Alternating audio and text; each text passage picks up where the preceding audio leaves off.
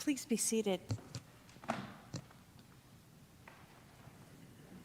Fields of our hearts that dead and bare have been, love is come again like wheat that springeth green.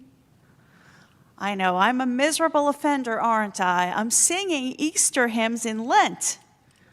I'm so ready for Easter, aren't you? Easter has come to mean so much this year as we move forward and we reopen on Easter. There'll be more about that in our announcement time. Oh, I can't wait.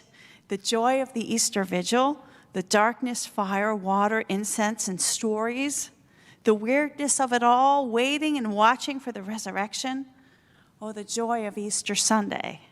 The smell of Easter lilies, the church looking so beautiful, little girls in pretty Easter dresses, the Easter egg hunt on the lawn, reminders of our baptism, so much joy.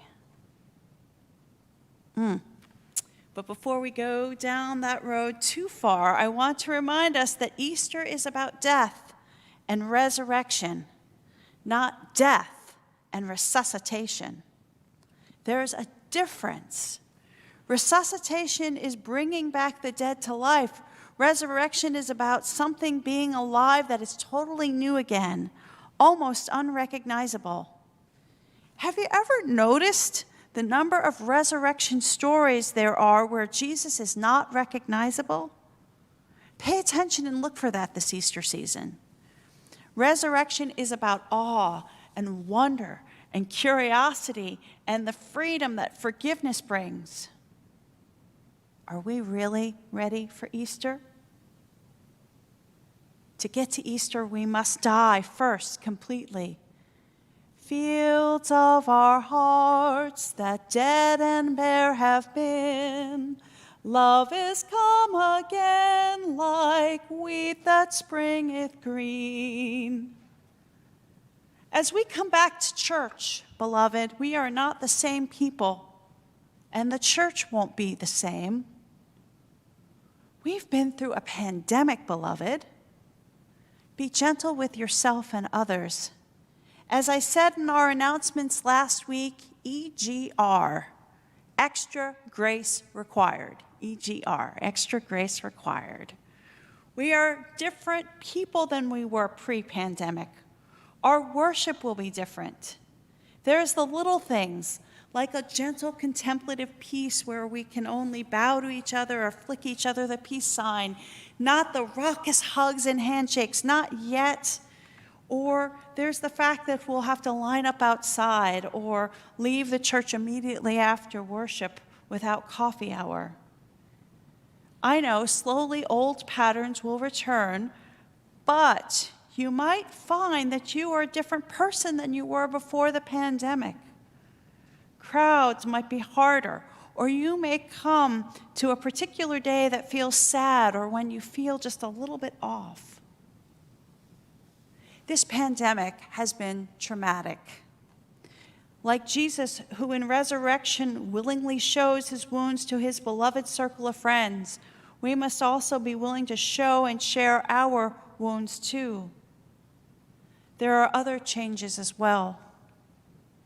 And you know that old joke about Episcopalians, don't you? How many Episcopalians does it take to change a light bulb? 2. One to change it while the other one complains, change, change. My grandmother gave that light bulb. Oh, but there will be changes.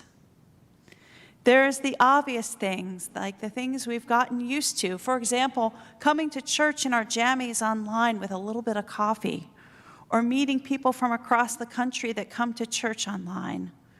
We can't go back to the ways we've worshiped before. From now on, we will be a hybrid church, that is, streaming our worship and meeting together in person as well. This is our way forward into resurrection. But it's more than just that. Resurrection means we long to do old things in new ways. Fields of our hearts that dead and bare have been, Love is come again like wheat that springeth green. Resurrection is nothing short of creative innovation, and that is a very vulnerable thing to do because it will transform us completely. It's really what today's gospel is all about, the grain of wheat that falls to the ground. This is the Lenten side of resurrection, the facing of all that is changing, dying, and being lost. As we come back together, I've heard our very wise and loving Bishop Loya say that he expects that there will be smaller as a church than we were before. Perhaps that's something we don't want to think about. But some people have chosen to go to different churches during pandemic. Maybe the churches that chose to stay open. Others will stay home and watch us online, while others may fall away completely. Are we willing to go there, beloved? Willing to do old things in new ways, to be cracked open? COVID has forced us to do that, and we are cracked open, and will never be the same. The good news is that we are free to question. We have the liberation to live fully into resurrection this Easter and beyond.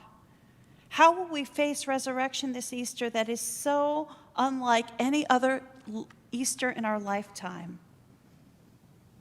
My greatest aspiration is that we will temper any fears we have with hope and a willingness to live into the discomfort of resurrection as much as we can, and be willing to change, to be nimble, trusting that Jesus himself will show up regardless of how we come back. Recently, at one of our clergy meetings, our bishop invited this interesting young missioner from the Diocese of Northern Michigan to come speak to us about the best practices of innovative, growing congregations. She shared with us that innovative congregations that grow and flourish are congregations that are hungry, but not desperate. Do you get what that means? Hungry, but not desperate.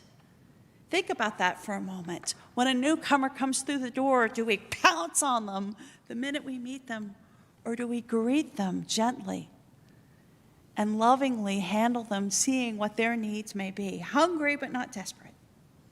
Innovative congregations know who they are. Oh, I've said it before, I'll say it again, beloved. From the first moment I met you and read Free to Question, you had me. We have this exciting identity as a church. We know who we are. We're free to question, and we love this beautiful tradition of ours. There's a tension in that that's absolutely scrumptious.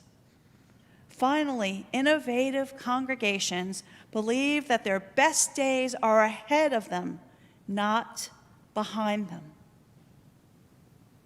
Can we imagine that life post-pandemic may be the best time in our history? A time when the church lived more deeply into its resurrected body ever than before. What could that look like? We don't know yet. We're still on the Easter side of Lent, but we're ready for Easter, and Easter will not be the same. It's time for real resurrection, resurrection that we may not recognize, resurrection that will happen for us at Ascension. Fields of our hearts that dead and bare have been, love is come again like wheat that springeth green. Amen. Amen.